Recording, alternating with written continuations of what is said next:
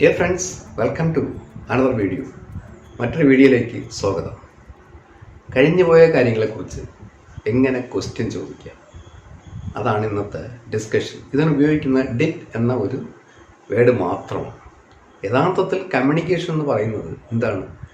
Question ചോദിക്കലും അഥവാ ചോദ്യം ചോദിക്കലും അതിനെ ആൻസർ ചെയ്യലും, അതാണ് asking questions and answering questions. അതാണ് ആക്ച്വലി കമ്മ്യൂണിക്കേഷൻ. അപ്പോൾ അങ്ങനെ നമ്മൾ ഓരോ കാര്യങ്ങളെക്കുറിച്ചും ഓരോന്ന് ചോദിക്കാൻ പഠിച്ചിരിക്കണം. ഇവിടെ നമുക്ക് കഴിഞ്ഞുപോയ കുറച്ച് കാര്യങ്ങളെക്കുറിച്ച് എങ്ങനെ ചോദ്യം ചോദിക്കാം എന്ന് പഠിക്കാം.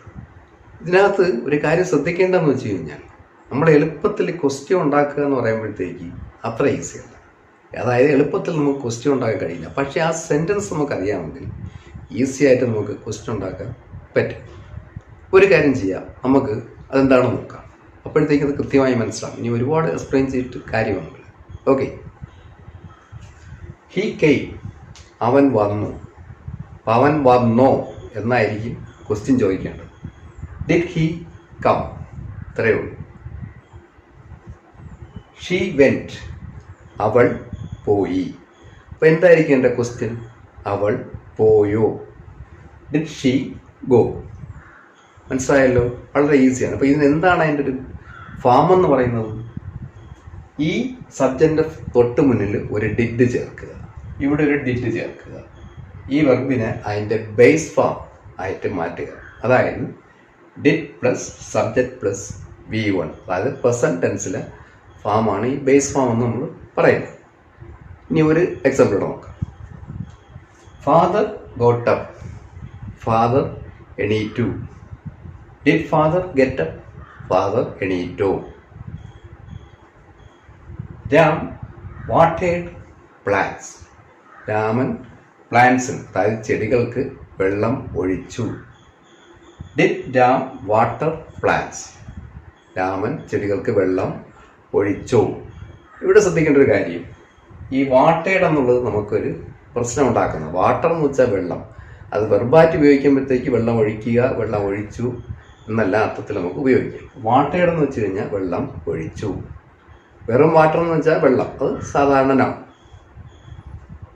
ദേ ബാത്ത്, അവർ കുളിച്ചു. ഡിഡ് ദേ ബാത്ത്, അവർ കുളിച്ചോ. ഈ ബാത്തിന് ഒരു പ്രശ്നമുണ്ട്. കുളിക്കുക, നൗണായിട്ടും വെർബായിട്ടും അത് ഉപയോഗിക്കും.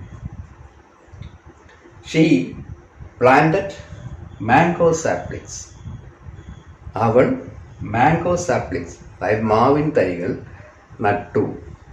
പ്ലാന്റഡ് എന്ന് വെച്ച് കഴിഞ്ഞാൽ നടുക, പ്ലാന്റഡ് എന്ന് വെച്ചാൽ നട്ടു.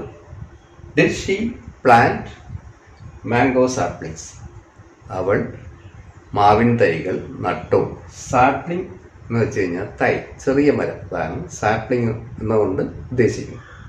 നെക്സ്റ്റ്, ഇറ്റ് റൈറ്റ്, മഴ പെയ്തു. റൈൻഡ് എന്ന് പറയുന്നതിനേക്കാളും ഇംഗ്ലീഷിൽ സ്റ്റൈലായിട്ട് ഇറ്റ് റൈറ്റ് എന്നാണ് പറയുന്നത്. ഇറ്റെന്ന് വെച്ചാൽ അതാണ്, അത് എന്നാണ് അർത്ഥം. എന്നാലും ഇവിടെ അങ്ങനെ ചേർത്ത് നോക്കണ്ട. ഇറ്റ് റൈൻഡ് എന്ന് വെച്ച് കഴിഞ്ഞാൽ മഴ പെയ്തു.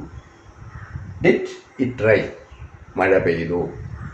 ഇങ്ങനെയാണ് ഡിഡ് ഉപയോഗിച്ച് നമ്മൾ ഈ ക്വസ്റ്റ്യൻസ് ഉണ്ടാക്കുന്നത്. ഇവിടെ ശ്രദ്ധിക്കേണ്ട ഒരു കാര്യം, subject he, she, they, Ram, single ആയാലും പ്ലൂറൽ ആയാലും ഇത് തന്നെയാണ് അതിൻ്റെ ഫാം. അതായത് did plus subject plus V1, അതിന് യാതൊരു വ്യത്യാസവും വരില്ല.